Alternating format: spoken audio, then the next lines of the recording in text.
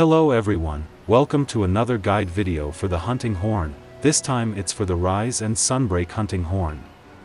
I originally started this project a long time ago, before the PC release for base Rise, so you will see a lot of old footage from the PC demo. At one point, I abandoned this project due to many reasons, but now I have decided to revisit this project and finish what I've started. The first chapter of this video will cover the overall changes to the hunting horn's mechanics, and introduce some of the new mechanics as well. This will help you understand what has changed, and what is new overall. The second, third and fourth chapter will cover all the new moves individually, and how they work. And the last chapter is a combat summary as usual. If you came from World and Iceborne, this will help you understand the changes and adapt to the new hunting horn when you move to Rise and Sunbreak. If you did not play World and Iceborne, but are simply here to learn the new hunting horn by itself, this video will still help you learn it as a new weapon. However, some references will be taken from my Iceborne hunting horn guide.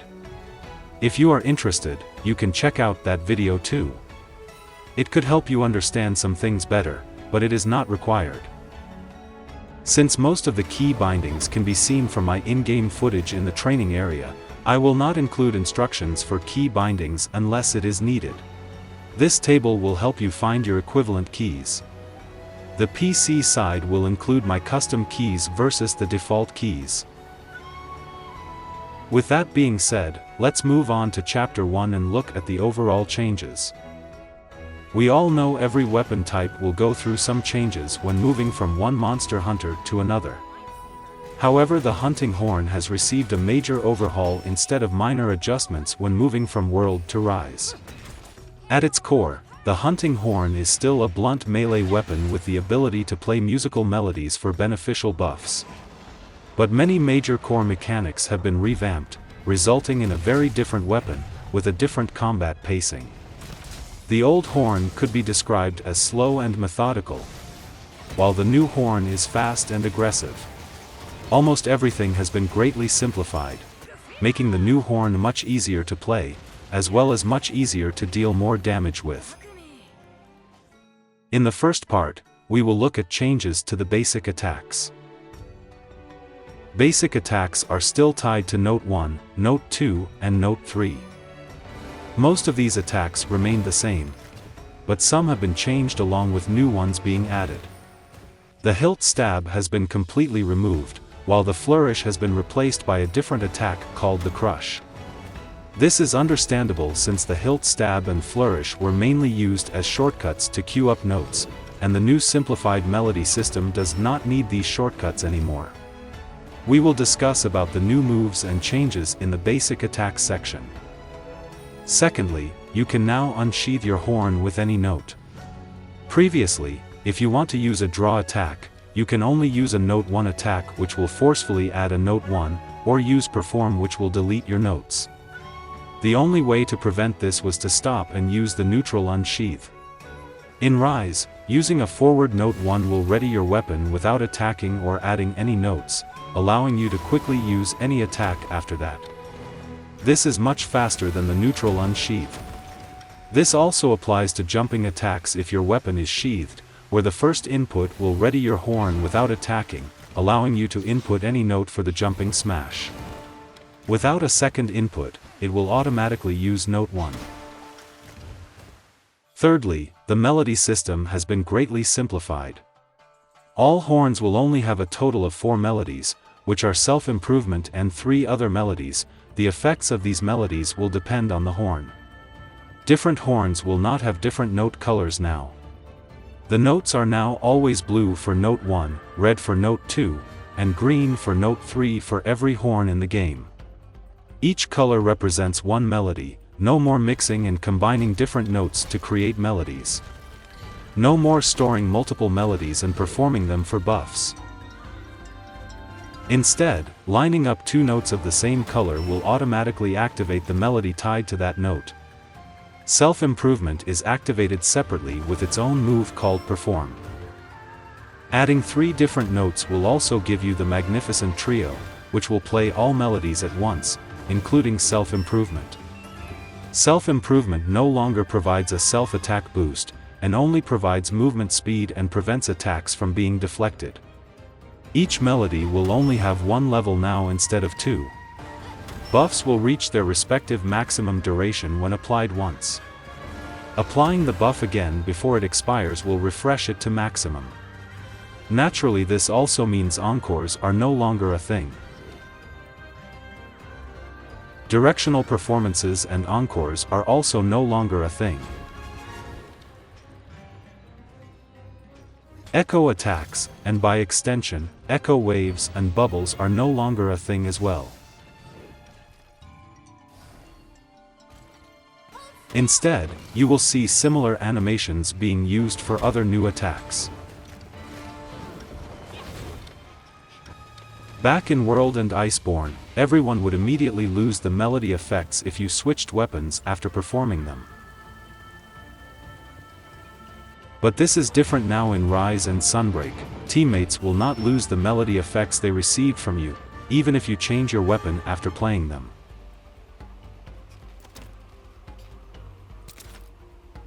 But you would still lose the effects yourself if you change weapons after playing melodies.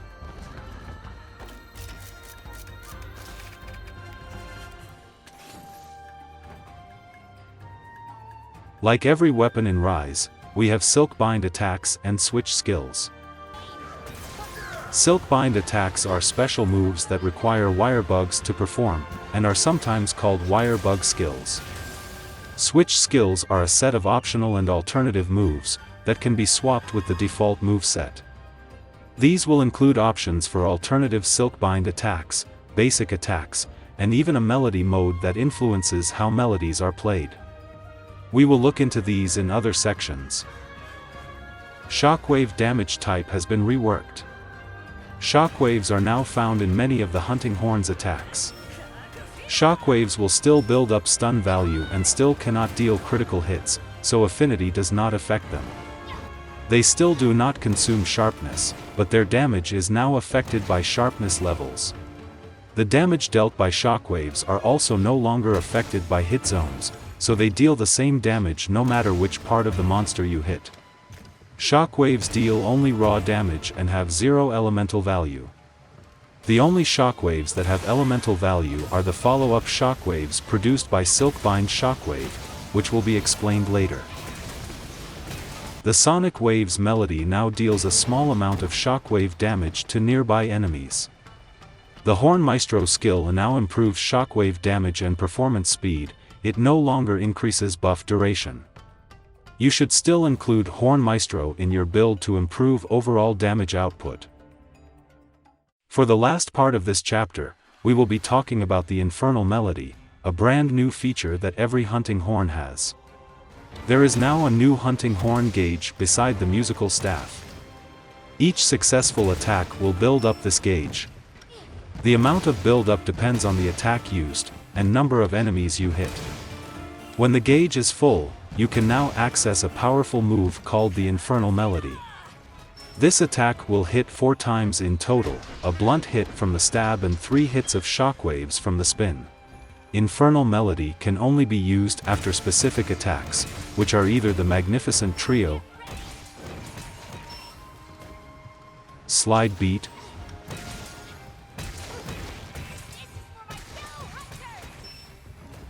or Silkbind Shockwave. These moves will be discussed individually later. Successfully spinning the horn will activate a special 20% attack buff from Infernal Melody, which will last for 20 seconds. This attack buff is shown as a red hunting horn icon. The Infernal Melody buff will temporarily override the regular attack up melody, they will not stack.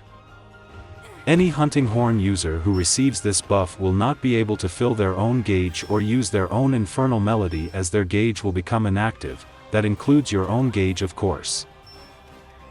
The gauge will become active again when the Infernal Melody attack buff expires. The gauge is only disabled upon receiving the buff, so it is possible to use the spin attack together as long as you start spinning the horn before other hunters complete the spin. However, the buff will not stack. The gauge stays with you if you get interrupted, so you can do it again until you successfully complete your spin and gain the buff.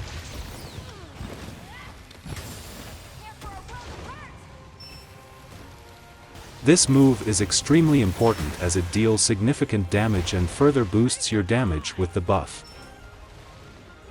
The Infernal Melody spin attack can be chained into forward smash, crush, and super pound, but crush is the popular option. Those were the overall changes. Now we move on to the new moves in Rise and Sunbreak, starting with basic attacks. Fundamentally, basic attacks still behave the same way by adding their respective notes to the musical staff with each attack, and the staff still holds up to 4 notes. Before looking at the new attacks, let's briefly go through the returning basic attacks first. To save time, I will not elaborate too much on the returning basic attacks, because they are pretty much the same as they were in Iceborne, with minor changes that I will point out. You can check out the Iceborne guide if you want details for these moves. Neutral note 1 is still the left swing. Neutral note 2 is still the right swing. The left swing and right swing now deal the same damage, but the right swing is still faster. Neutral note 3 is still the backward strike, aka the back slam. The back slam now deals the highest damage in a single hit. Forward note 1 is still the forward smash, it now deals less damage than the left swing. Forward note 3 is still the overhead smash, aka super pound. The second hit of super pound now deals less damage than the back slam, but both hits combined will still do more damage than the back slam. Everything from here on are newly added basic attacks. As previously mentioned, the flourish is no longer a thing. Forward note 2 is now a new attack called the crush. This attack hits once and moves your hunter forward. Crush has a unique property that allows you to attack at any direction using your directional input, allowing you to switch directions even in the middle of a combo. Using super pound after a crush gives you a faster super pound. Using a back slam after a crush also gives you a faster back slam. Aside from neutral and forward attacks, we now have a new type of attack for each note. These are follow-up attacks that can only be done after specific attacks. The note 1 follow-up is called the multi-crush, delivering a 3-hit combo that moves your hunter backward slightly. The first hit deals cutting damage like the hilt stab used to, while the rest are blunt damage as usual. You can also get the faster super pound after a multi-crush. The note 2 follow-up is the kick-up, a very fast but low damage kick that moves you forward slightly, and can be done after forward slamming attacks such as the forward smash, super pound, multi-crush, and jumping smash. The note 3 follow-up is the double swing, hitting twice. Directional keys can be used to influence whether you swing clockwise or counterclockwise, which is slightly faster. You can also influence the direction you face after the double swing by holding down the direction you want to face, and the hunter moves slightly forward and towards where you're facing in the end. Next, we will look at the aerial attacks. Jumping smash remains the same and can be used with any note if your weapon is already drawn. As previously mentioned, if your weapon is sheathed, the first attack input will ready the horn without attacking, allowing you to choose any note with a second input for your jumping smash. Note 1 is automatically used if you do not choose a note before landing. This attack will build up wyvern riding. The sliding attack no longer exists, and will ready the horn instead. In Rise, basic attacks have fixed combo strings, and directional keys generally cannot influence the next attack. For example, using a note 3 after a right swing will always give you the super pound. It does not matter whether you included a directional input, you will never get a back slam after a right swing, unless you pause in between to stop the combo. This was not the case in World, where you could influence the next attack with neutral or directional input. The fixed combos apply to most of the basic attacks, but Sunbreak did add a few exceptions. For example, some attacks following the crush and double swing can now be changed with directional input, but most other attacks are still stuck with fixed combos. Here are all the possible combos and follow-ups for each basic attack.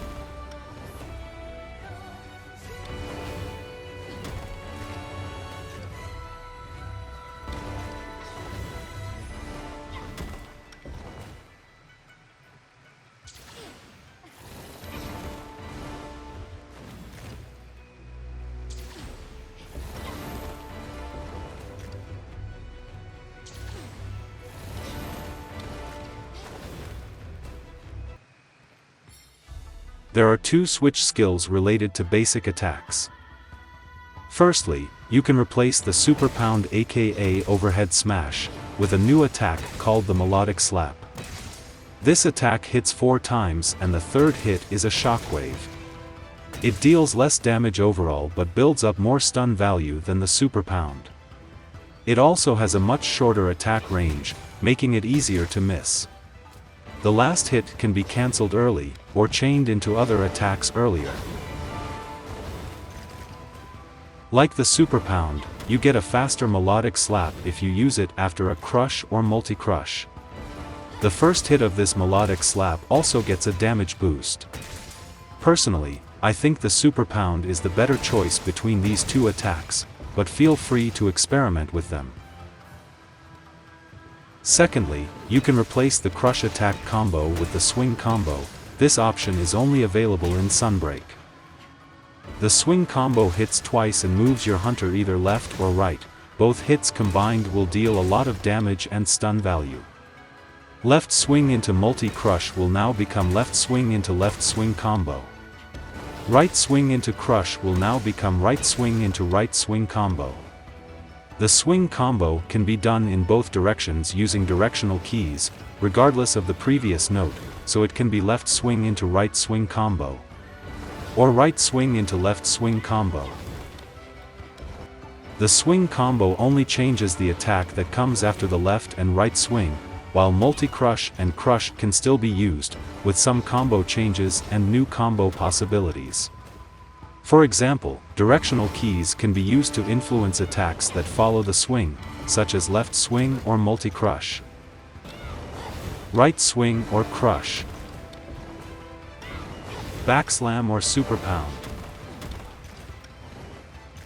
Both the crush and swing combo could be useful, but choosing either one is fine, because it is not part of your main combos, so it will not really affect your gameplay that much.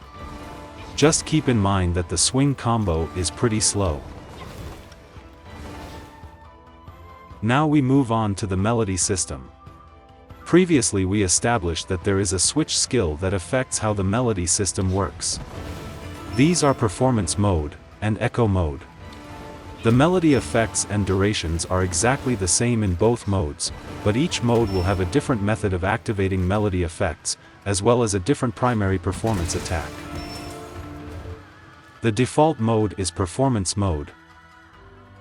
In performance mode, activating melodies is as simple as lining up two notes of the same color in a row.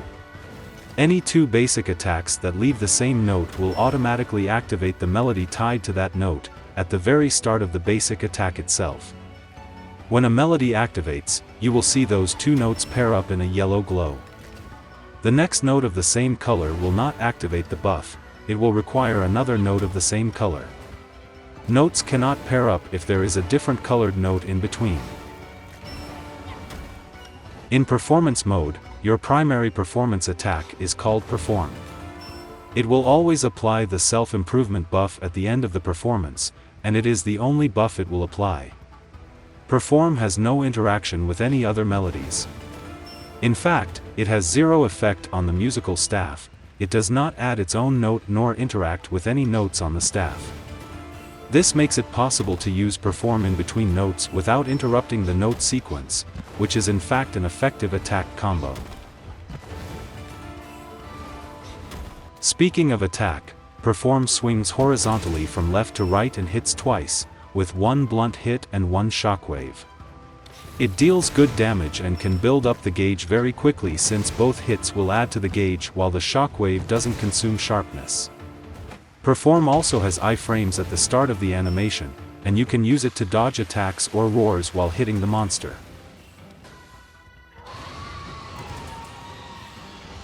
The timing needs to be quite precise, and the overall animation after that is pretty long. It locks your hunter in place and cannot be cancelled until the buff is played. Therefore you should not use Perform to dodge everything. Use it wisely and only use it to dodge if you have enough time. Mix it up with regular roll dodging depending on the situation, which usually means using Perform to dodge the last attack if a monster uses multiple attacks.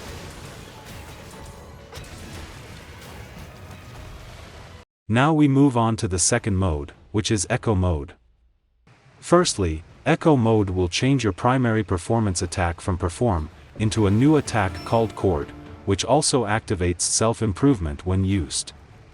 Chord swings vertically and upwards, which gives it more vertical reach than Perform, but less horizontal reach. It also hits twice, with a blunt swing followed by a shockwave that comes out slow, at the very end of the attack. However, the overall speed of Chord is slightly faster than Perform. Chord also deals more damage than Perform, this applies to both hits. This makes Chord a much better offensive option, but Chord does not have any iframes, so you cannot use it to dodge while attacking. Like Perform, Chord also builds up the gauge very quickly while consuming very little sharpness, but it does build up slightly less gauge than Perform despite doing more damage. Echo Mode also changes how melodies are played. Adding two notes in a row will no longer activate melodies automatically. Instead, you only need to add one note for each melody effect you want, and then use Chord to activate them. Successfully completing Chord will consume and remove all notes that are currently on the musical staff, while applying their respective melody effects along with self-improvement. This makes Echo Mode much faster when it comes to applying multiple or all melodies at once. You only need 3 notes and 1 chord, as opposed to 6 notes and 1 Perform like Performance Mode. Multiple notes of the same color will not give you additional effects, it is treated like one note. Since perform and chord are replacements for each other, they also have the following similar properties. Both moves can be used as draw attacks. Both moves will move you forward, with perform moving you more. So mind your position. Both moves can combo into the same attacks, which are forward smash, crush, and double swing. The crush combo is the best among the three in terms of effectiveness, and is in fact one of the best combos overall. We will look at all the good combos in a different section. Both the performance and echo mode are viable options with their own strengths and weaknesses, so I encourage you to try out both of them, though I personally use echo mode more, due to its versatility. Next we will talk about the Magnificent Trio, which is a lengthy dance attack that will activate all melodies at once, including self-improvement. This move is available in both performance and echo mode. Any time you add 3 different colored notes onto the musical staff, a Magnificent Trio will be stored here, and is ready to be used anytime. The sequence of the 3 colors do not matter, as long as all 3 are on the staff at once. Using a Mag Trio immediately removes all notes from the staff, but the stored Mag Trio will only disappear upon successfully being completed. So it will not disappear if you are interrupted, and will not disappear if notes on the staff are changed or removed after it is stored. You also cannot use Mag Trio immediately after perform or chord. The Mag Trio's ability to activate all melodies at once is more beneficial for performance mode, since echo mode can do it much faster with 3 notes and chord. The Mag Trio hits 8 times in total, which are 4 blunt hits with shockwaves following each hit. On its own, the Mag Trio is not a very good move for dealing damage, because the damage is relatively low compared to the time and sharpness it takes to use this move. The best time to use it is to chain Mag Trio into Infernal Melody when it is ready.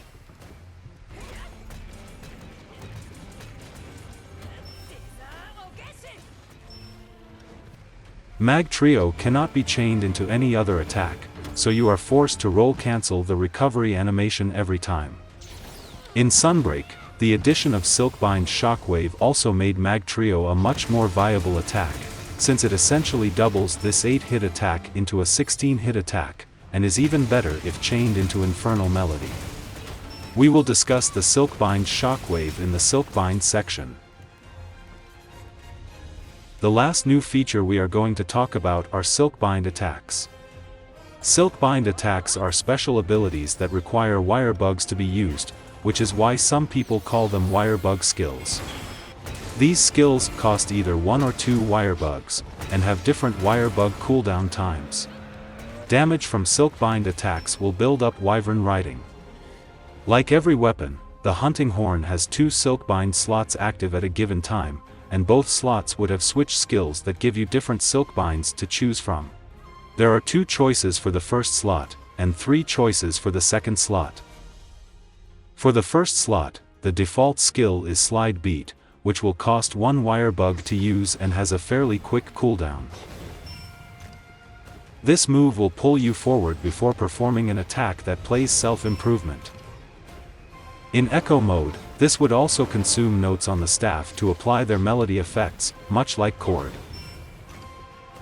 The attack hits 4 times, with 3 blunt hits followed by a shockwave. Slide Beat deals a good amount of damage while building a good amount of the gauge as well. You can chain Slide Beat into Infernal Melody when the gauge is ready, which is a useful alternative to Mag Trio. Slide Beat can also be chained into Multi-Crush, Right Swing, and Back Slam. Slide Beat also provides Hyper Armor, or some people would call it Super Armor. In this game, Hyper Armor makes you immune to knockbacks, flinches, and roars, while also reducing the damage you receive. This allows you to play aggressively by forcing yourself through monster attacks while closing the gap.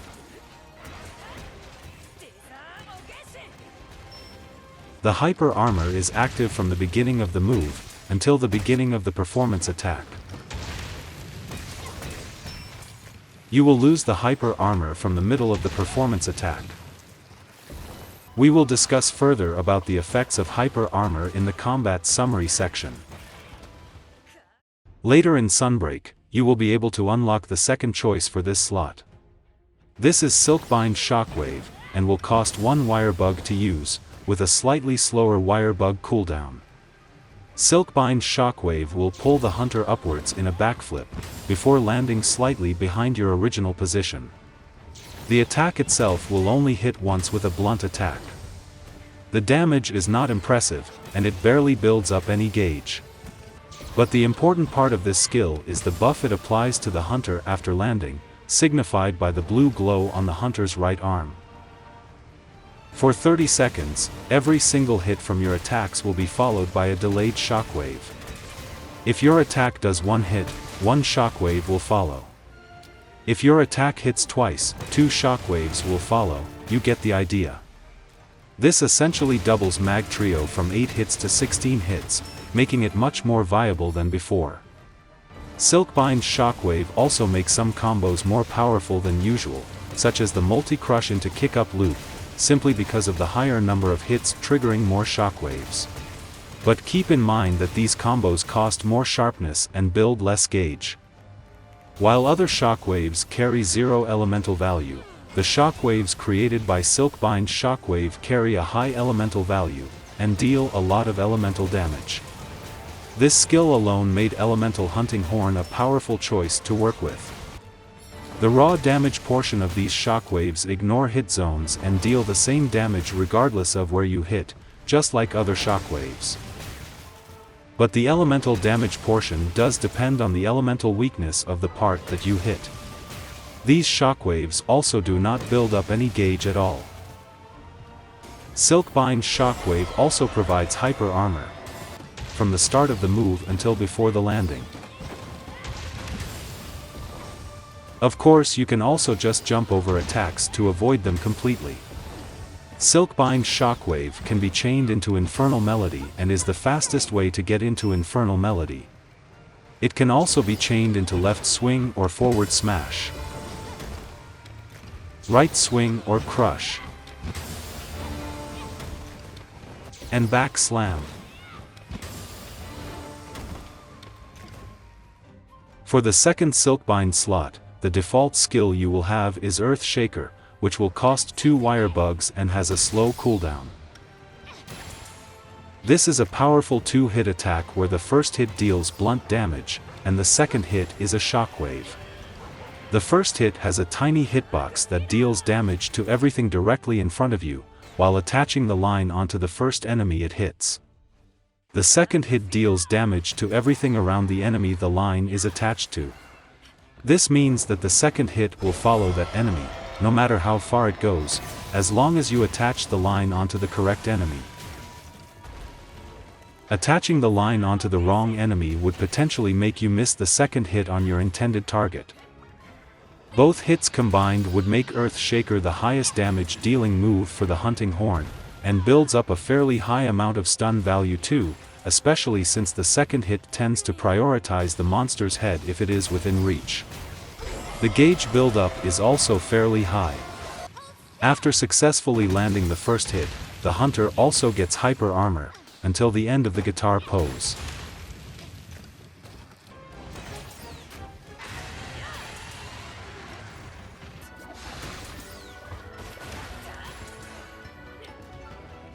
The recovery animation has no hyper armor, and there is no hyper armor in the beginning of the move as well.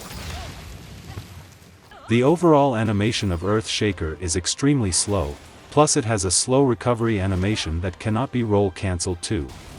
The hyper armor also potentially makes it more dangerous, since it prevents you from getting knocked out of the Earthshaker animation, so you are locked in place once you commit to this move. This makes Earthshaker a high-risk high-reward move to use, so be very careful when you use it.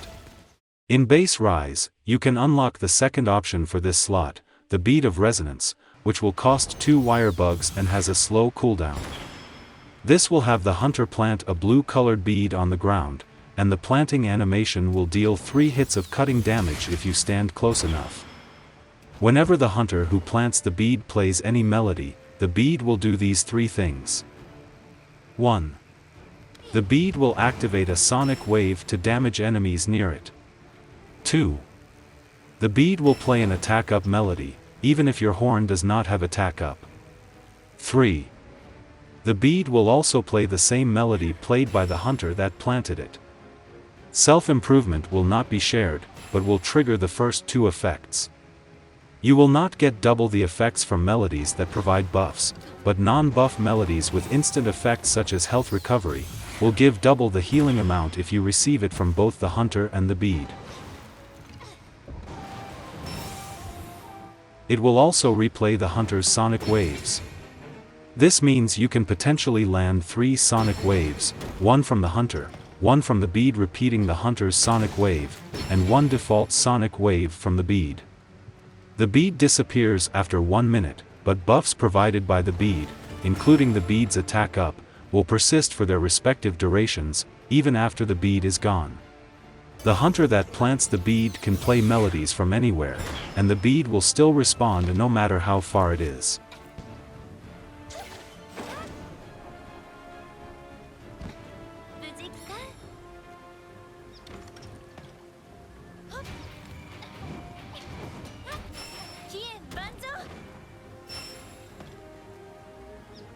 The third option for this slot will only be unlocked in Sunbreak.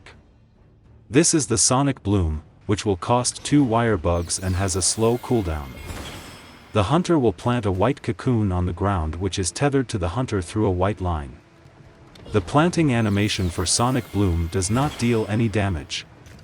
Whenever the hunter plays any melody, the cocoon would grow in size and level up. After 3 melodies, it would automatically explode at level 4, dealing shockwave damage in a fairly large area.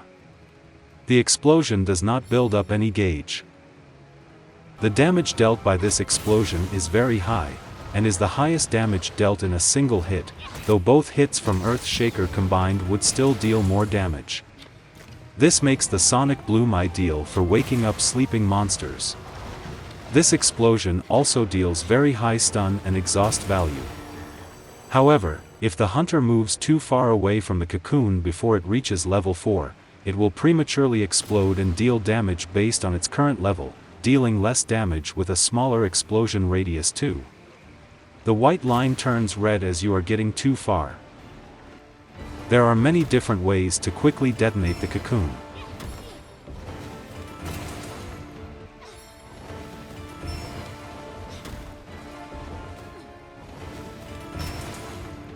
Some moves can detonate the cocoon in just 1 use. These are the Mag Trio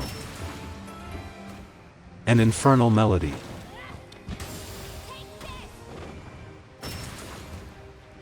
If nothing is done, the cocoon will explode by itself after 3 minutes. For both the Bead of Resonance and Sonic Bloom, there are some similar properties. You can have one of each type at once. Planting the same type will make the first one disappear, or in Sonic Bloom's case, explode at its current level. Getting interrupted while planting will usually still plant the bead or bloom, unless you get hit extremely early on. All of the Silkbind attacks are viable choices, especially in Sunbreak, where the switch skill scroll swapping is available. Feel free to make use of any of them depending on the situation. In the combat summary, we will go through a summary of the best moves and combos to use, as well as extra information to keep in mind. Your main rotation will consist of perform or chord depending on the melody mode, because they deal good damage and build up gauge quickly while costing less sharpness. Some of the most efficient combos are perform into crush and repeat, chord into crush and repeat, perform into crush into super pound and repeat, chord into crush into super pound and repeat, For smaller openings, you could try the new Crush into Back Slam to quickly deal a good amount of damage while backing out. Ideally, try to have the Silkbind Shockwave buff active most of the time, especially if you're running an elemental build. It will significantly boost your damage output. Whenever the gauge is full, use Infernal Melody if the opening allows it. This is your main goal throughout the fight. You can also use the multi-crush into kick-up looping combo and similar combos because they have a higher number of hits within a short time, triggering more extra hits from Silkbind Shockwave. But make sure Silkbind Shockwave is active for the multi-crush combo to truly shine. This combo will boost your damage but cost more sharpness, and build up less gauge. One of the best times to switch to this combo is when you don't need to build up the gauge, for example when Infernal Melody is already active, but keep the sharpness loss in mind. Make use of the hyper armor from your Silkbinds to negate knockbacks and roars. Alternatively, you can use the iframes from perform to dodge attacks and roars, or dodge with regular rolls if you are in echo mode. Keep in mind that hyper armor is different from iframes. Instead of dodging, hyper armor makes you tank the hit while reducing incoming damage, and negating knockbacks, roars, and other damage reactions, so you're essentially still getting hit by attacks.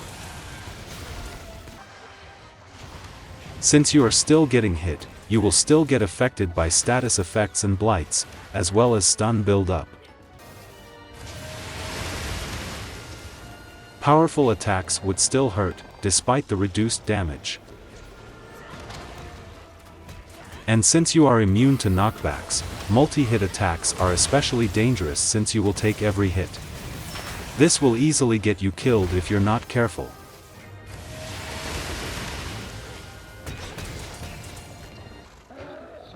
Hyper armor also does not work against grab attacks and juggles.